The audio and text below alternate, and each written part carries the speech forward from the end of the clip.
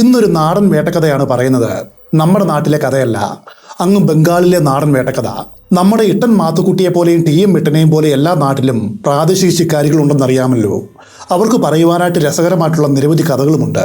ഒരു വേട്ടക്കഥ എന്ന് പറയുമ്പോൾ നമ്മുടെ മനസ്സിൽ വരുന്ന ചിത്രം എന്താണ്? ഒരു കൊലയാന, അല്ലെങ്കിൽ നരഭോജി പുലിയോ കടുവയോ, അതഴിച്ചുവിടുന്ന ഭീകരത, അതിനെ വേട്ടയാടുന്ന ശിക്കാരി. മൊത്തത്തിൽ നോക്കിയാൽ സസ്പെൻസും ഭയവും കലർന്ന ഒന്നാണ് വേട്ടക്കഥകൾ. പക്ഷെ അതുമാത്രമല്ല ശിക്കാർ സാഹിത്യം, അത് മണ്ടത്തരങ്ങളുടെ കഥകൾ കൂടി ഉൾക്കൊള്ളുന്നതാണ്. എല്ലാം തന്നെ അറിയാതെ പറ്റുന്ന അബദ്ധങ്ങളുമാണ്. ഇന്ന് പറയുന്നത് അത്തരമൊരു കഥയാണ്. ഒരു വേട്ടക്കഥ വായിച്ച് ഞാൻ ചിരിച്ചു പോയത് ഇത് വായിച്ചപ്പോഴാണ്. ഇങ്ങനെയുള്ള കുറച്ച് കഥകൾ കൂടി ഈ പുസ്തകത്തിലുണ്ട്. നാടൻ വേട്ടക്കഥയാകുമ്പോൾ കുറച്ച് അടൽസൊള്ളി പ്രയോഗമൊക്കെ വരും. അത് ആ സ്പിരിറ്റിൽ കാണുക, കളയുക. കഥയിലേക്ക് പോകാം.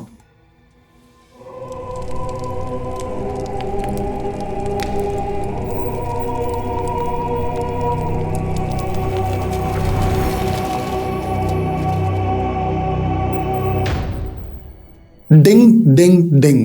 വിന്ധ്യവാസിനി ക്ഷേത്രത്തിൽ നിന്നും മണി മുഴങ്ങി. മണിനാഥം അകലേക്ക് വ്യാപിച്ചു. അസ്തമയ സൂര്യന്റെ മങ്ങിയ സുവർണപ്രഭ കുന്നുകളിലും മൈതാനങ്ങളിലും പരക്കുന്നത് കാണാം.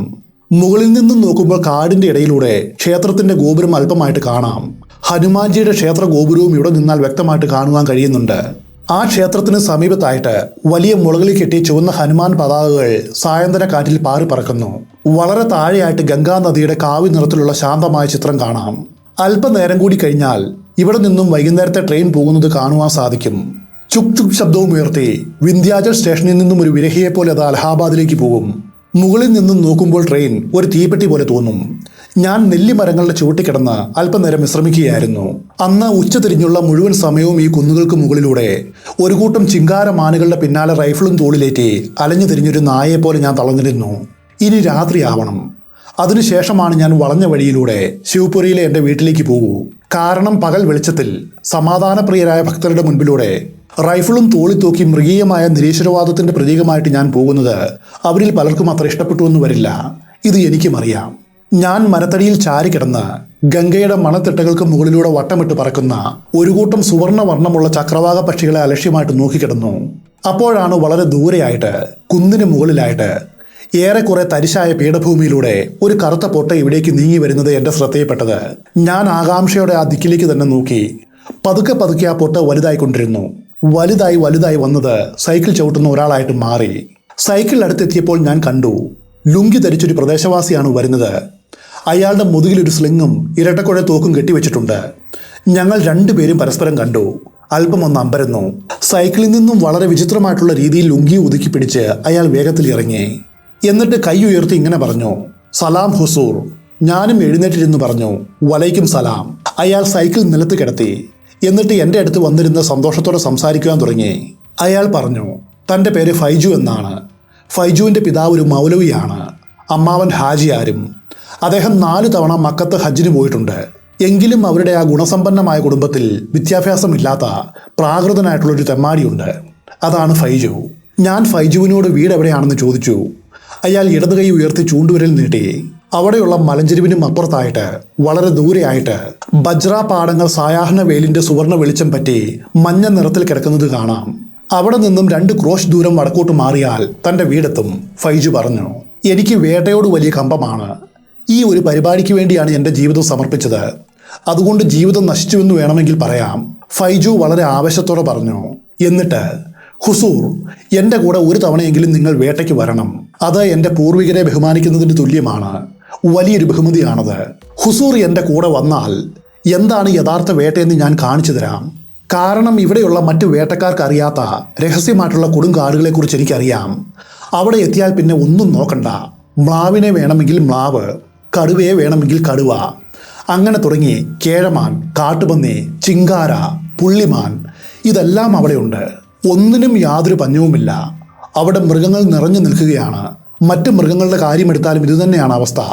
ഒന്നിനും ഒരു പഞ്ഞവുമില്ല. വെറുതെ കണ്ണു തുറന്ന് അവരെ നോക്കുക, സമാധാനമായിട്ട് കാഞ്ചി വലിക്കുക. ഇത് കേട്ടപ്പോൾ എനിക്കും വലിയ ആകാംക്ഷയായി. ഞാൻ ഫൈജുവുമായിട്ട് സംസാരിച്ചൊരു തീരുമാനത്തിലെത്തി. നാളെ കൃത്യം ഇതേ സമയത്ത് ഇതേ സ്ഥലത്ത് വെച്ച് നമ്മൾ വീണ്ടും കണ്ടുമുട്ടും. അതിനുശേഷം ഫൈജു എന്നെ 3 ക്രോശ് ദൂരം നടത്തിക്കൊണ്ടു പോകും. അവിടെയാണ് അവൻ പറഞ്ഞ ശിക്കാരികളുടെ പർദീസ ഉള്ളത്. അവിടെ ഒരു കുളമുണ്ട്. അതിൻ്റെ അരികിലെത്തി കൊതുകിൻ്റെ കടിയെ വകവയ്ക്കാതെ നിശബ്ദമായിട്ട് ഇരിക്കുവാനായിട്ട് കഴിഞ്ഞാൽ ഏറ്റവും കുറഞ്ഞത് ഒരു മ്ലാവിനെയെങ്കിലും പിടിക്കാം, ഫൈജു ഉറപ്പിച്ചു പറഞ്ഞു. എൻ്റെ വിശ്വാസം വീണ്ടും വർദ്ധിപ്പിക്കുവാനായിട്ട് ഇതുകൂടി പറഞ്ഞു. നിങ്ങൾ വെറുതെ വരിക, കാഞ്ചി വലിക്കുക, അതിനെ വീഴ്ത്തുക, എന്നിട്ട് വീട്ടിലേക്ക് മടങ്ങുക, അത്രമാത്രം. മറ്റ് യാതൊരു കഷ്ടപ്പാടുമില്ല. അന്ന് ഫൈജുവുമായിട്ട് വേർപിരിഞ്ഞ് വളഞ്ഞ വഴിയിലൂടെ ഇരുട്ടത്ത് മലയിറങ്ങുമ്പോൾ ഞാൻ ചിന്തിച്ച ഒരേ ഒരു കാര്യം ഇതായിരുന്നു: ഇവൻ കള്ളനോ മറ്റോ ആയിരിക്കുമോ? അങ്ങനെയെങ്കിൽ തന്നെ എന്നിൽ നിന്നും അവൻ എന്ത് കിട്ടുവാനാണ്? പക്ഷേ എൻ്റെ കയ്യിൽ റൈഫിൾ ഉണ്ടല്ലോ. എന്തെങ്കിലും ഉപായം കാണിച്ചത് മോഷ്ടിച്ചാലോ? എല്ലാം തീർന്നില്ലേ? എങ്കിലും വേട്ട എന്ന പ്രലോഭനത്തെ ചെറുത്തു നിൽക്കുവാനായിട്ട് എനിക്ക് കഴിഞ്ഞില്ല.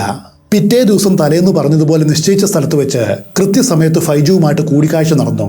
ഇത്തവണ അവൻ്റെ കൂടെ സൈക്കിളില്ല. വേഷം പഴയ ലുങ്കി തന്നെയാണ്. അതിന് മുകളിലായിട്ട് കഴുത്ത് വരെയുള്ള കറുത്ത സർജ് കോട്ടുണ്ട്. അതിന് കാൽമുട്ട് വരെ നീളവുമുണ്ട്. കഴുത്തിൽ 2.5 ചുറ്റിട്ട് കടും ചുവപ്പും പാകിസ്ഥാനി ദേശീയ പതാക അനുസ്മരിപ്പിക്കുന്ന കടുത്ത പച്ച നിറമുള്ളൊരു മഫ്ലറും ചുറ്റിയിട്ടുണ്ട്. തലയിലൊരു ഫെസ് തൊപ്പി, കാലിലാവട്ടെ ഇരുമ്പിലാടം വെച്ച ഉത്തർപ്രദേശ് ശൈലിയിലുള്ള നാഗ്ര ഷൂസ്. ശരീരത്തിൽ നിന്ന് ഹീനഗന്ധമുള്ള അത്തറിൻ്റെ രൂക്ഷഗന്ധം. തോളിൽ നാടൻ തോക്കുണ്ട്. ഒറ്റ നോട്ടത്തിൽ ഫൈജു കടുകിടെ വിട്ടുവീഴ്ചയില്ലാത്ത മനുഷ്യനാണെന്ന് തോന്നും. ഞങ്ങൾ പുറപ്പെടുന്ന സമയത്ത് ഗംഗയിലെ വെള്ളത്തിൽ വിവിധ നിറങ്ങൾ ചാലിച്ചുകൊണ്ട് സൂര്യൻ അസ്തമിച്ചിരുന്നു. യുവതിയായ ചന്ദ്രൻ നെല്ലിമരങ്ങളുടെ നേർത്ത ഇലകൾക്ക് മുകളിലൂടെ മന്ദഹസിച്ചുകൊണ്ട് ഉദിച്ചുയർന്നു. ഫൈജുവിന് ഒരു കുഴപ്പമുണ്ട്. നടക്കുമ്പോൾ അവന് സംസാരിക്കുവാനായിട്ട് കഴിയില്ല. നിന്നുകൊണ്ടേ സംസാരിക്കൂ. ആ നിൽപ്പും സംസാരവും അല്പം നീണ്ടും പോകും. വേട്ടയ്ക്ക് പോകുമ്പോൾ ഇത്തരം പലതരത്തിൽപ്പെട്ട ആളുകളെ ഞാൻ കണ്ടിട്ടുണ്ട്. ചിലർ അങ്ങനെയാണ്. സംസാരിക്കുമ്പോൾ നടപ്പ് നിർത്തും. അത് തീർന്ന ശേഷമാണ് തുടരൂ. ഫൈജു പറഞ്ഞു. ഈ പ്രദേശത്ത് എല്ലാവരും അയാളെ മഗ്ഗർ ബുലാനെ വാല എന്നാണ് വിളിക്കുന്നത്. അതിൻ്റെ അർത്ഥം എന്താണെന്ന് ഞാൻ ചോദിച്ചു. അയാൾ പറഞ്ഞു, വെള്ളത്തിൻ്റെ അരികിൽ നിന്നുകൊണ്ട് മുതലകളെ വിളിച്ചു വരുത്തി കൊല്ലുവാനായിട്ട് തനിക്ക് കഴിയും. അതുകൊണ്ടാണ് തന്നെ മഗ്ഗർ ബുലാനെ വാല എന്ന് വിളിക്കുന്നത്. ഫൈജു ബഹേലിയ എന്ന നായാടി ഗോത്രവർഗ്ഗക്കാരുടെ കൂടെ വളരെ കാലം കഴിഞ്ഞിട്ടുണ്ട്. അവരിൽ നിന്നുമാണ് ഈ സൂത്രവിദ്യ പഠിച്ചത്. അവരുടെ ജീവിത രീതിയും ചുറ്റുപാടുകളുമെല്ലാം അയാൾക്ക് മനഃപ്പാടമാണ്. ഞാൻ ചോദിച്ചു, നീ എങ്ങനെയാണ് മുതലകളെ വിളിച്ചു വരുത്തുന്നത്? അതിന് മറുപടിയായിട്ട് ഫൈജു നിന്നുകൊണ്ട് നാവിലൂടെയും മൂക്കിലൂടെയും തൊണ്ടയിലൂടെയും വളരെ വിചിത്രമായ ചില ശബ്ദങ്ങൾ പുറപ്പെടുവിക്കാൻ തുടങ്ങി. അത് കേട്ട ഈ കാട്ടിലെ പക്ഷികൾ ഒന്നടങ്കം ഭയപ്പെട്ട് കരയുമോ എന്ന് ഞാൻ സന്ദേഹിച്ചു. മഗ്ഗർ ബുലാനെ വാല പറഞ്ഞു, വെള്ളത്തിൻ്റെ അടുത്ത് പോയിട്ട് ഇങ്ങനെ വിളിച്ചാൽ മതി. മുതലകൾ കൃത്യം വെള്ളത്തിൻ്റെ മുകളിലെത്തി കരയിലേക്ക് നീന്തി വരും. ശ്മശാനത്തിലെ പാതി കരിഞ്ഞ മരത്തടി പോലെ കറുത്ത് വിരൂപമായ ശരീരവും തുറച്ച കണ്ണുകളുമായിട്ട് അത് വെള്ളത്തിൻ്റെ മുകളിൽ വരും. അപ്പോഴവയെ വെറും നിസ്സാരമായിട്ട് ഇടം കൈ കൊണ്ട് കൊല്ലാം. ഏറെ നേരമായി നടപ്പ് തുടങ്ങിയിട്ട് നടന്ന് എൻ്റെ കാലുകൾക്ക് വേദന എടുത്തു. എന്നിട്ടും ഫൈജു പറഞ്ഞ ശിക്കാരികളുടെ പറുദീസയും അവിടെയുള്ള കുളവും വന്നില്ല. രാത്രി എത്രയായെന്ന് ആർക്കറിയാം. എൻ്റെ കയ്യിൽ സമയം നോക്കുവാനായിട്ട് വാച്ചില്ല. ഫൈജുവിൻ്റെ പക്കലാകട്ടെ ഒരു പോക്കറ്റ് വാച്ച് ഉണ്ടായിരുന്നു. ഒരു വെള്ളി വാച്ച്. ഒരു വെള്ളി ചെയിൻ ഉപയോഗിച്ച് കോട്ടിൻ്റെ കഴുത്തിനോട് ചേർന്നുള്ള ബട്ടണിൽ അത് ബന്ധിച്ചിരുന്നു. അവനത് പുറത്തെടുത്തു. അതിലേക്ക് ടോർച്ച് വെളിച്ചമടിച്ചു. അപ്പോഴതിൻ്റെ മണിക്കൂർ സൂചി കൊഴിഞ്ഞു പോയതായിട്ട് ഞാൻ കണ്ടു. മിനിറ്റ് സൂചി മാത്രമാണ് വേഗത്തിൽ കറങ്ങുന്നത്. കാര്യം മനസ്സിലാക്കുവാനായിട്ട് ഫൈജുവിന് അല്പസമയം വേണ്ടി വന്നു. അയാൾ ഒട്ടും തളർന്നില്ല. അങ്ങനെ തളരുന്ന പ്രകൃതക്കാരനുമല്ല. പുച്ഛഭാവത്തിൽ നാവൊന്ന് അണ്ണാക്കിൽ മുട്ടിച്ച് ശബ്ദമുണ്ടാക്കിക്കൊണ്ട് ഫൈജു പറഞ്ഞു, അത് ചത്തുപോയി. മറ്റെന്തോ ചിന്തയിൽ മുഴുകിയിരുന്ന ഞാൻ ഞെട്ടലോടെ ചോദിച്ചു, ആര്? ഫൈജു പറഞ്ഞു, സമയം. കുന്നിൻ്റെ മുകളിലെ പ്രകൃതി വളരെ ശാന്തമാണ്. അതോടൊപ്പം കനത്ത നിഴൽ നിറഞ്ഞതും. അതുകൊണ്ട് രാത്രി എത്രയായെന്ന് ഊഹിക്കുവാൻ പോലും കഴിയില്ല. പോകുന്ന വഴി മുഴുവനും പ്രേതബാധയുള്ളതുപോലെ തോന്നി. ചന്ദ്രൻ ഇപ്പോൾ പൂർണ്ണ വളർച്ചയെത്തിയിരിക്കുന്നു. എന്നാൽ ഈ പാതിരാത്രിയിൽ തോക്കേന്തിയ ഗുണ്ടാ സ്വഭാവമുള്ള 2 ആളുകളുടെ മുൻപിലേക്ക് ധൈര്യത്തോടെ പുറത്തു വരുവാനായിട്ട് അവൾക്ക് പേടിയുണ്ട്. അതുകൊണ്ടായിരിക്കണം മരങ്ങളുടെയും മേഘങ്ങളുടെയും പിന്നിൽ അവൾ മറഞ്ഞിരുന്നത്. പെട്ടെന്ന് ഫൈജു പറഞ്ഞു, നമ്മൾ എത്തിക്കഴിഞ്ഞു. ഒരു വളവ് തിരിഞ്ഞതും മലഞ്ചെരുവിന് താഴെയായിട്ടൊരു വലിയ കുളം എൻ്റെ കണ്ണിൽപ്പെട്ടു. അയാൾ മന്ത്രിച്ചെന്നോണം പറഞ്ഞു, ഇനി മുതൽ സംസാരം പൂർണ്ണമായിട്ട് നിർത്തണം ഹുസൂർ.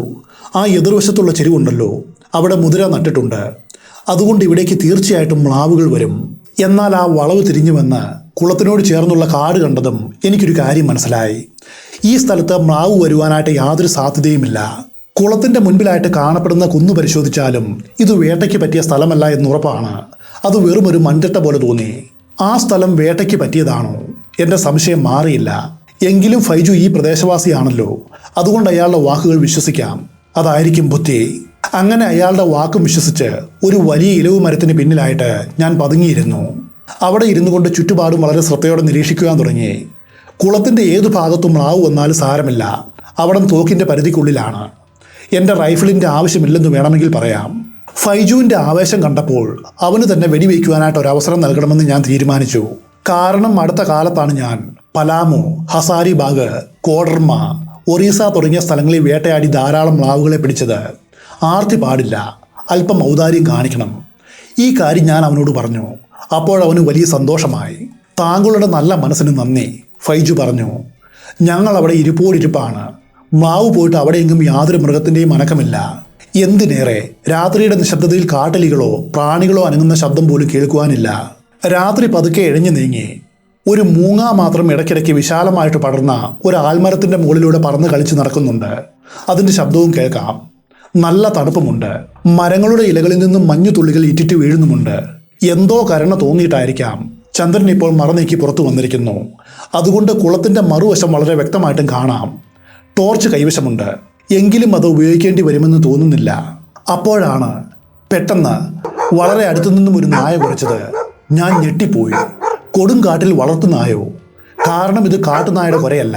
ഞാൻ ഫൈജുവിനോട് അങ്കലാപ്പോടെ ചോദിച്ചു, ഈ കാട്ടിൽ പാതിരാത്രിയിൽ വളർത്തുനായ എവിടെ നിന്നും വന്നു?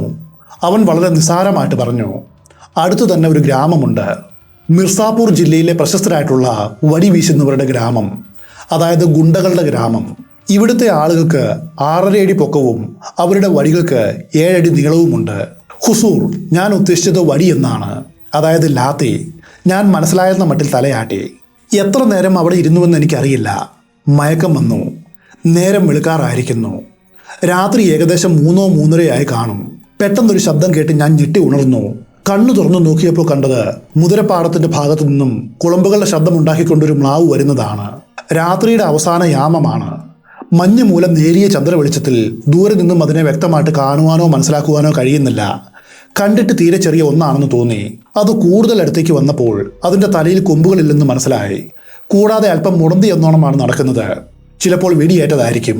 അങ്ങനെയെങ്കിൽ ഇതൊരു പെൺമ്ലാവാകുവാനാണ് സാധ്യത. ഫൈജുവിനോട് ഞാൻ മന്ത്രിച്ചു, അതിനെ കൊല്ലരുത്, ഇതൊരു പെണ്ണാണ്. എന്നാൽ മിർസാപൂരിലെ പേര് കേട്ട ഈ മഗ്ഗർ ബുലാനെ വാല ഒരു പാവം ബംഗാളിയുടെ വാക്കുണ്ടോ കേൾക്കുന്നു. അയാൾ തൻ്റെ തൊപ്പിയിലെ കുഞ്ചലം ഇളക്കിക്കൊണ്ട് എൻ്റെ ചെവിയോട് വായ ചേർത്ത് വെച്ചു. എന്നിട്ട് ഏറെക്കുറെ ചെവി കടിക്കും പോലെ ഇങ്ങനെ പറഞ്ഞു, അങ്ങനെയെങ്കിൽ ഇതുകൊണ്ടുണ്ടാക്കുന്ന കബാബ് വളരെ ഗംഭീരമായിരിക്കും ഹുസൂർ. അത് പറഞ്ഞതും എനിക്ക് മറുപടി നൽകുവാനായിട്ട് അവസരം തരാതെ നിമിഷ നേരം കൊണ്ട് അയാൾ തൂക്കുയർത്തി വെടിപൊട്ടിച്ചു. നോക്കുമ്പോൾ മ്ലാവ് താഴെ വീണിരിക്കുന്നു. അത് കൈകാലുകൾ ഇട്ടടിക്കുകയാണ്. ഈ ദ്രോഹി ഒരു പെൺമ്ലാവിനെയാണ് കൊന്നത്. ഞാൻ ഓർത്തു, ഇനി എന്ത് ചെയ്യുമെന്ന് ചിന്തിക്കുമ്പോഴാണ് അതുണ്ടായത്. പൊടുന്നനെ ആ ശൈത്യകാല രാത്രിയുടെ മോഹിപ്പിക്കുന്ന നിശബ്ദതയെ തകർത്തുകൊണ്ട് വെടിയേറ്റ മ്ലാവ് ആകാശം പിളർക്കുന്ന ശബ്ദത്തിൽ വിചിത്രമായിട്ട് കരഞ്ഞു. അടുത്ത നിമിഷം ഷോക്കേറ്റതുപോലെ ഫൈജു പറഞ്ഞു, ഹുസൂർ, ഓടിക്കോളൂ, ജീവനും കൊണ്ട് പെട്ടെന്ന് ഓടിക്കോളൂ. അത് മ്ലാവായിരുന്നില്ല, മറിച്ച് ഒരു കുതിരക്കുട്ടിയായിരുന്നു. പെട്ടെന്ന് എൻ്റെ തലയിൽ ഒരൊറ്റ കാര്യം മാത്രമാണ് മിന്നിയത്. ഇത് മിർസാപൂരിലെ പ്രശസ്തരായിട്ടുള്ള വടി വീശുന്ന ഗുണ്ടകളുടെ ഗ്രാമമാണ്. ഇനി സമയം പാഴാക്കുവാനില്ല. ഫൈജുവിൻ്റെ വാക്കുകൾ എൻ്റെ തലയിൽ അപ്പോഴും അലയടിച്ചു. ജീവനും കൊണ്ട് ഓടിക്കോളൂ ഹുസൂർ, പെട്ടെന്ന് ഓടിക്കൂ. ഞാൻ ചാടി എഴുന്നേറ്റ് ഓട്ടം തുടങ്ങി. ഓട്ടത്തിനിടയിൽ നായ കുരച്ച ഭാഗത്തു നിന്നും ആരൊക്കെയോ വളരെ ഉച്ചത്തിൽ വലിയ ബഹളം വയ്ക്കുന്നത് കേട്ടു. വലിയ ബഹളമാണ്. നിരവധി മനുഷ്യർ ഉച്ചത്തിൽ ആരുടെയൊക്കെയോ പേര് വിളിക്കുന്നു, ആക്രോശിക്കുന്നു. കൂക്കി വിളികളും തെറി വിളികളും ഇടയ്ക്കിടയ്ക്ക് കേൾക്കാം. ഞാൻ മനസ്സിൽ ഈ മഗ്ഗർ ബുലാനെ വാലയുടെ തന്തയുടെ തന്തയടക്കം 10 തലമുറയെ ശപിച്ചുകൊണ്ട് ജീവരക്ഷാർത്ഥം ഓടി. അങ്ങനെ കുറച്ചു നേരം തുടർച്ചയായിട്ട് മുള്ളുകളിലൂടെയും കല്ലിന് മുകളിലൂടെയും കുറ്റിക്കാടുകൾ ചവിട്ടിത്തെറിപ്പിച്ചും കാട്ടിലൂടെയും രാത്രിയുടെ ആ അവസാന യാമത്തിൽ കൊടും തണുപ്പ് വകവയ്ക്കാതെ തട്ടിയും മുട്ടിയും വേച്ച് വീഴുവാൻ പോയും ഇഴഞ്ഞും വലിഞ്ഞും ഓടി. അവസാനം തളർന്ന് ഒരു വലിയ കല്ലിന് മുകളിൽ വായും പൊളിച്ചിരുന്നു. തുടരെ ശ്വാസം വിട്ടു. ആ അവസ്ഥയിലും ഫൈജു തൻ്റെ മര്യാദകൾ മാത്രം മറന്നില്ല. ചെവിയുടെ അരികിൽ കയ്യും വെച്ച് അയാൾ പറഞ്ഞു, എൻ്റെ തെറ്റാണ്, ക്ഷമിക്കണം ഹുസൂർ. എന്തായാലും ജീവൻ തിരിച്ചു കിട്ടിയല്ലോ, അത് തന്നെ ധാരാളം. ഞാനൊന്നും മിണ്ടിയില്ല. മിണ്ടുവാനുള്ള കരുത്തില്ലായിരുന്നു. ഇനിയും ഏകദേശം 3 മൈൽ ദൂരം കൂടി ബാക്കിയുണ്ട്. ഓടുവാനുള്ള കരുത്തൊന്നും ഇനി ബാക്കിയില്ല. പതിയെ മുടന്തുള്ളൊരു പശുക്കിടാവിനെ പോലെ കാലും വലിച്ചു വെച്ച് നടപ്പു തുടങ്ങി. ഇടയ്ക്കിടയ്ക്ക് നിന്ന് തിരിഞ്ഞു നോക്കി. ചെവിയും കൂർപ്പിച്ച് ആരെങ്കിലും പിന്നാലെ വരുന്നുണ്ടോ എന്ന് നോക്കി. പെട്ടെന്ന് ഫൈജു നിന്നു. എന്നിട്ടിങ്ങനെ പറഞ്ഞു, പേടിക്കണ്ട, സമാധാനമായിട്ടിരിക്കൂ ഹുസൂർ. ആ ഗുണ്ടകൾ ഇപ്പോൾ ഉറങ്ങിയിട്ടുണ്ടാവും. ഇല്ലായിരുന്നുവെങ്കിൽ നമ്മൾ എപ്പോഴേ പിടിക്കപ്പെടുമായിരുന്നു. പിന്നെ നാവുകൊണ്ട് എന്ന് സങ്കടത്തോടെ 3-4 കൂർത്ത ശബ്ദങ്ങൾ പുറപ്പെടുവിച്ചു. എന്നിട്ട് പറഞ്ഞു, പാവം, ആ കുതിരയുടെ പിൻകാലുകൾ രണ്ടും കയറുകൊണ്ട് കെട്ടിയിരുന്നു. ഒന്നും മിണ്ടാതെ ഞാൻ നടക്കുവാൻ തുടങ്ങി. എന്തു പറയുവാനാണ്? ഇന്നലെ വൈകുന്നേരം ശപിക്കപ്പെട്ട ഏത് നെല്ലിമരത്തിന്റെ ചുവട്ടിൽ വെച്ചാണോ ഞങ്ങൾ ആദ്യമായിട്ട് കണ്ടുമുട്ടിയത്, ആ മരം ദൂരെയായിട്ടൊരു നിഴല് പോലെ കാണാം. കാലിൽ നരകം പോലെ വേദനയുണ്ട്. ഇനി ശിവപുരിയിൽ എത്തിയിട്ടൊന്ന് കിടന്നാൽ മാത്രം മതി, രക്ഷപ്പെട്ടു. ഇതായിരുന്നു എൻ്റെ വിചാരം. അപ്പോഴാണ് വഴിയുടെ അരികിലുള്ള ഉയരമുള്ള ബജ്ര പാടങ്ങളുടെ ഉള്ളിൽ നിന്നും ഒരു വലിയ അനക്കം ഞാൻ കേട്ടത്. രണ്ടുപേര് സ്തംഭിച്ചു നിന്നു. റൈഫിളും തോക്കും തോളിൽ നിന്നും തെന്നിയിറങ്ങി രണ്ടുപേരുടെയും കൈകളിലേക്ക് അറിയാതെ വീണു. വീണ്ടും വലിയൊരു ചലനം കണ്ടു. ഫൈജു മുരണ്ടുകൊണ്ട് ഇങ്ങനെ പറഞ്ഞു, ഹറാം സാദ എന്ന് വെച്ചാൽ തമ്മാടി എന്നർത്ഥം. ഒന്നും മനസ്സിലാകാതെ ഞാൻ ചോദിച്ചു, എന്ത് എന്ത് ആര്? വലിയൊരു പന്നിയാണത്, കൊല്ലതിനെ ഹുസൂർ, കൊല്ലൂ. ഞാൻ അവനെ എതിർത്തുകൊണ്ട് ഇങ്ങനെ പറഞ്ഞു, നേരിൽ കാണാതെ ഒരു മൃഗത്തെയും ഞാൻ വെടിവെക്കില്ല, ഞാൻ ഒന്നിനെയും കണ്ടിട്ടുമില്ല. പെട്ടെന്ന് ഫൈജുവിൻ്റെ ഭാവം മാറി. എന്നെ ശകാരിച്ചുകൊണ്ട് അവൻ ഇങ്ങനെ പറഞ്ഞു, മൂഢനായ മനുഷ്യ, താൻ വേട്ടയാടുവാനായിട്ട് വന്നതാണോ അതോ തമാശ കളിക്കുവാനായിട്ട് വന്നതാണോ? നിങ്ങളൊരു വേട്ടക്കാരനെ അല്ല. അതാ ഒരു മൃഗം പോകുന്നു, ബജ്ര ചെടികൾ ഉരഞ്ഞ് ശബ്ദമുണ്ടാകുന്നു. അത് കണ്ടിട്ട് നിങ്ങൾക്ക് വെടിവെക്കുവാനായിട്ട് കഴിയുന്നില്ലേ? നിങ്ങൾ അതിൻ്റെ പിടിക്കിൽ വെടിവെക്കും വരെ ആ മൃഗം ഒരു പ്രതിമയെ പോലെ നിൽക്കുമെന്നാണോ നിങ്ങളുടെ വിചാരം? എൻ്റെ പൗരുഷത്തിന് നേരെ ഉയർന്ന വലിയൊരു വെല്ലുവിളിയായിരുന്ന ആ വാക്കുകൾ. അടുത്ത നിമിഷം ഞാൻ റൈഫിൾ ഉയർത്തി ശബ്ദം കേട്ട ഭാഗത്തേക്ക് ലക്ഷ്യം വെച്ചൊരു വെടിയും വെച്ചു. അനക്കം പെട്ടെന്ന് നിന്നു. ഫൈജു നിശബ്ദമായിട്ട് തലയാട്ടി. എന്നിട്ട് എന്നെ ഒന്ന് നോക്കി. അഭിനന്ദിക്കുന്നൊരു ഭാവം അവൻ്റെ മുഖത്ത് നിറഞ്ഞു. ശേഷം വളരെ ധീരമായിട്ട് തണുത്തുറഞ്ഞ മഞ്ഞു വീണ ബജ്രാപാടത്തിലേക്ക് തൂക്കും ഉയർത്തിപ്പിടിച്ച് ചെടികളും വകഞ്ഞു മാറ്റി അവൻ നടന്നു. പിന്നാലെ ഞാനും. പാടത്തിൻ്റെ അവസാനം എത്തിയപ്പോൾ പാടത്തിൻ്റെ അടുത്തുള്ള കൃഷി ചെയ്യാത്ത പറമ്പിൽ എന്തോ ഒന്ന് കിടക്കുന്നത് ഞങ്ങളുടെ കണ്ണിൽപ്പെട്ടു. അങ്ങനെ ഒരു കാട്ടുമൃഗത്തെ ഞാൻ ജീവിതത്തിൽ കണ്ടിട്ടില്ല. ഒരു പുസ്തകത്തിലും അത്തരം ഒന്നിൻ്റെ ചിത്രം പോലും കണ്ടിട്ടില്ല. നിലാവെളിച്ചത്തിൽ മുത്തശ്ശിയുടെ തലയണ പോലെ തടിച്ചു കൊഴുത്ത മൃദുവായ വെള്ള നിറമുള്ളൊരു മൃഗം. അത് കൈകാലുകൾ വിരിച്ച് മലർന്നു കിടക്കുന്നു. എന്നാൽ അതിൻ്റെ മുഖമാവട്ടെ കൃത്യമായിട്ടും ഒരു പന്നിയുടെയാണ്. എനിക്കൊന്നും മനസ്സിലായില്ല. ഞാൻ ഇങ്ങനെയാണ് ചിന്തിച്ചത്, ഈ പാതിരാത്രിയിൽ ഈ നിശബ്ദമായിട്ടുള്ള കുന്നിൽ വെച്ച് ഞങ്ങളെ ഏതെങ്കിലും പ്രേതം പിടികൂടിയോ? അവരുണ്ടാക്കുന്ന മതിഭ്രമമായിരിക്കുമോ ഇത്? ഞാൻ ഫൈജുവിൻ്റെ മുഖത്തേക്ക് നോക്കി. അവനും സ്തംഭിച്ചു നിൽക്കുന്നു. കുറച്ചു നേരം നിശബ്ദമായിട്ട് അവൻ ആ ജീവിയെ ശ്രദ്ധയോടെ നോക്കി. പെട്ടെന്ന് ആവേശഭരിതനായിട്ട് തോക്ക് തോളിലിട്ടു. എന്നിട്ട് ഇടത് കൈ വെള്ളയിൽ വലത് കൈ കൊണ്ട് ഉച്ചത്തിലടിച്ചു. ഉവ്, ഇപ്പോൾ കാര്യം മനസ്സിലായി. ഞാൻ അമ്പരപ്പോടെ ചോദിച്ചു, മൃഗം എന്താണെന്ന് മനസ്സിലായോ? മഗ്ഗർ ബുലേനെ വാല പറഞ്ഞു. ഉവ്, എനിക്ക് മനസ്സിലായി. ഈ കുന്നിൻ്റെ മുകളിൽ സർക്കാരിൻ്റെ പന്നി വളർത്തൽ കേന്ദ്രമുണ്ട്. അവിടേക്ക് സ്വിറ്റ്സർലൻഡിൽ നിന്നും 6 മാസം മുൻപ് മുന്തിയ ഇനത്തിൽപ്പെട്ട 2 പന്നികളെ കൊണ്ടുവന്നിരുന്നു. എനിക്ക് ഉറപ്പാണ്, ഇത് തീർച്ചയായിട്ടും അതിൽ ഒന്നാണ്. ഇത് കേട്ടതും എൻ്റെ കൈയും കാലും ദേഹവും ഒന്നുപോലെ തളർന്നു. അടുത്ത നിമിഷം സമനില വീണ്ടെടുത്ത് ഫൈജു ഇങ്ങനെ പറഞ്ഞു, വീണ്ടും ഓടിക്കോളൂ ഹുസൂർ, നമ്മുടെ ജീവൻ അപകടമുണ്ട്. ഞാൻ റൈഫിൾ തോളിലേക്ക് വലിച്ചു കയറ്റി. പിന്നെ അനന്തമായിട്ട് ഓടിക്കൊണ്ടേയിരുന്നു. ചെറിയ കഥയാണ്. കഥ ഇഷ്ടമായെന്ന് വിചാരിക്കുന്നു.